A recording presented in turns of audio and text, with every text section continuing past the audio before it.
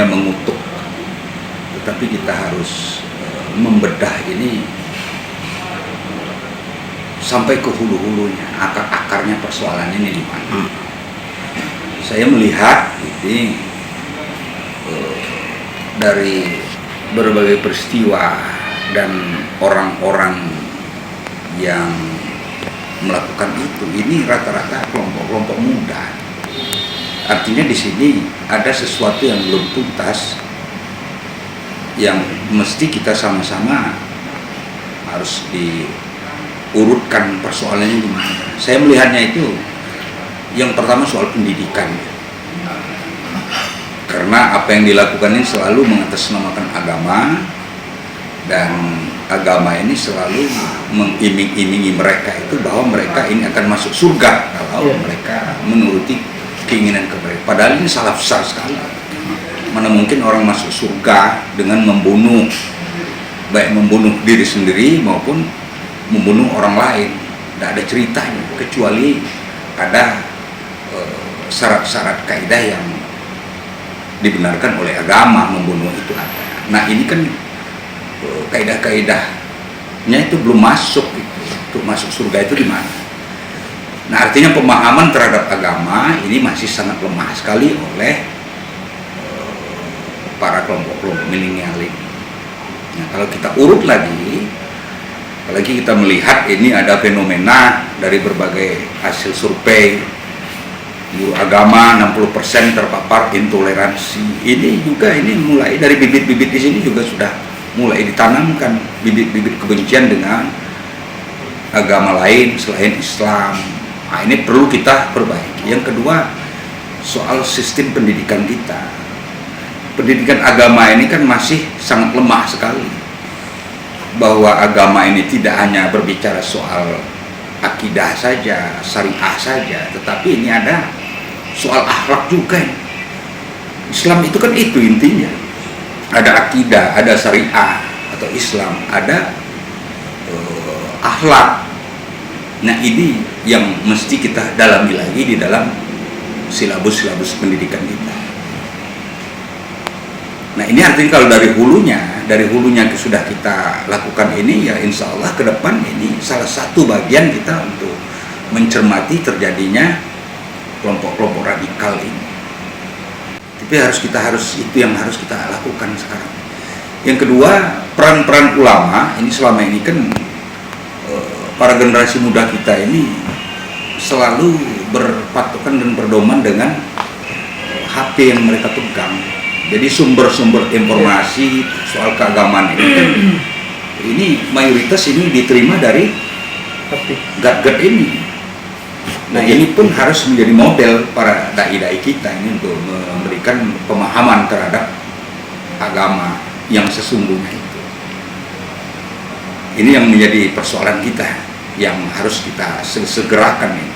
Ya mulai SD, SMP, SMA ini pelajaran agama, pelajaran moral Pancasila, budi pekerti, ini mesti diperbaiki lagi. Jadi pemahaman terhadap agama dalam konteks kebangsaan, nah ini mesti ada. Kita pelajaran PMP sudah tidak ada lagi pendidikan moral Pancasila. Pelajaran budi pekerti begitu juga tidak ada lagi. Apalagi pelajaran akhlak. Padahal inilah yang inti sesungguhnya ini dalam kehidupan berbangsa dan bernegara. Tanpa itu kita nggak mungkin kita mencari titik temu. Kelompok-kelompok ini akan tetap mencari keinginan-keinginan mereka di gadget ini.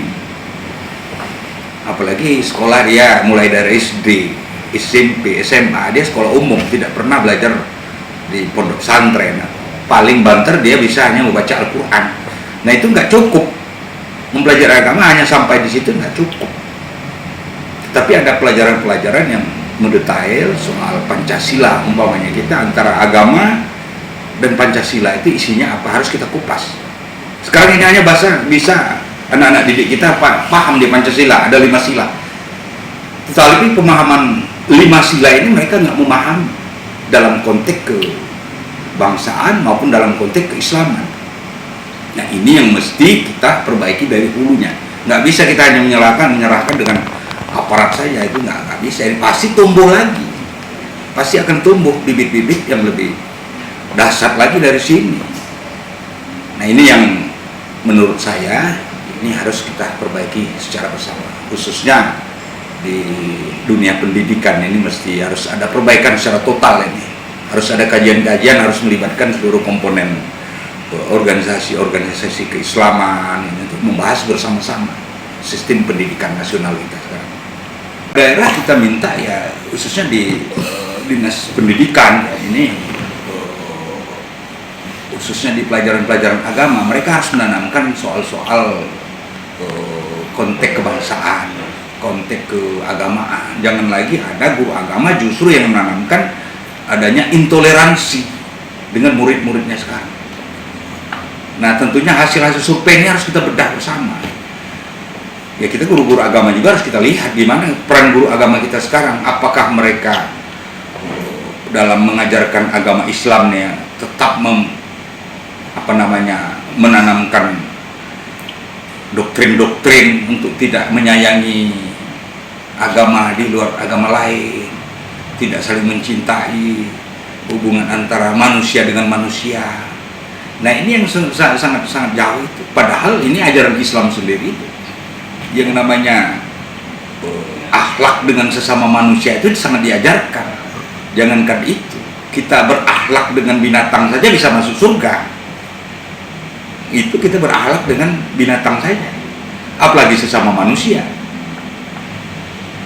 Lagi kurangnya perhatian keluarga kepada anak jadi betul ya, peran keluarga juga begitu. Tapi kadang-kadang kita kan ada yang tertutup, anak yang tertutup kan sulit kita. Bahkan kelompok ini kan selalu didoktrin tidak boleh orang tahu apa yang dia dapatkan, tidak. Ini kontrol orang tua juga penting juga.